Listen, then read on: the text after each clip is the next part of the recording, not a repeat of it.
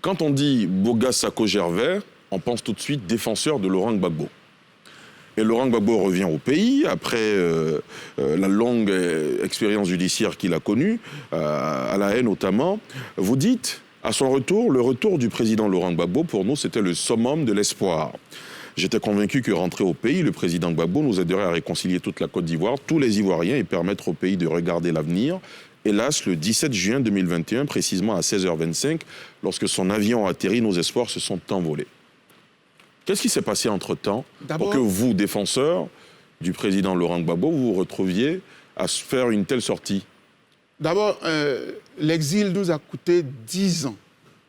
Mais je suis militant des droits de l'homme depuis 1994. C'est cela. Donc ça va faire bientôt 30 ans. Donc Dr Boga ne peut pas être le défenseur que du président Laurent Gbagbo. J'ai défendu des Ivoiriens ici. J'ai défendu les droits de l'homme. Et je continuerai toujours à le faire. Sauf que, regardez ceci. Quand on passe 10 ans en exil, nous, on prend le problème à la racine. Hein. On estime que la Côte d'Ivoire pouvait être mieux dirigée, pouvait être mieux gouvernée, si on tenait compte de tous les principes des droits de l'homme, si on changeait la commission électorale indépendante, si on mettait tout à plat, et que le meilleur candidat, bien élu par les Ivoiriens, dirigeait la Côte d'Ivoire. C'était ça, notre rêve. Et on a défendu quelqu'un.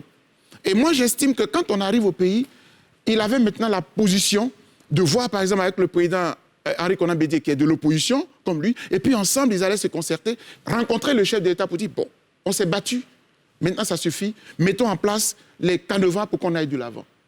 Mais dès que le président a atterri, on a dévié, on a laissé les problèmes fondamentaux de la République, de notre combat en fait. On a laissé ça pour parler d'autres choses. Et ça, moi, je ne peux pas avoir passé 10 ans de ma vie, de ma carrière. Et puis, au moment où on va maintenant faire face, on est rentré au pays, M. Ouattara est au pays. C'est-à-dire, on l'a critiqué à l'extérieur. Maintenant, Dieu merci, il a accepté que nos droits de retourner dans notre pays soient respectés. On vient, on le trouve.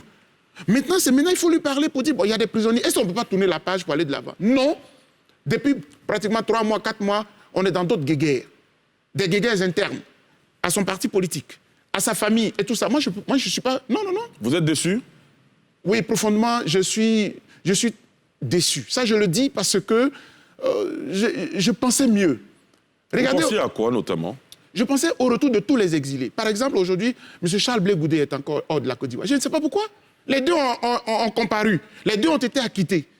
Et personne... Et puis on dit, bon, peut-être qu'on a fait une motion au cours du congrès du PPA pour en parler, mais ce n'est pas assez. Moi, j'estime que le leader, c'est lui qui porte. Pourquoi? Et d'un point de vue juridique, je ne comprends pas. C'est pour ça que j'ai écrit au nom de la structure, la FIDOP, au président de la Cour pénale internationale, pour dire que c'est de sa responsabilité que M. Charles Blé Goudé rentre dans ce pays. Et puis, autre chose, de vous à moi, avec ce qu'on a connu dans ce pays-là, est-ce qu'on peut avoir une quiétude, une sérénité, tant que M. Guillaume Soro est à l'extérieur?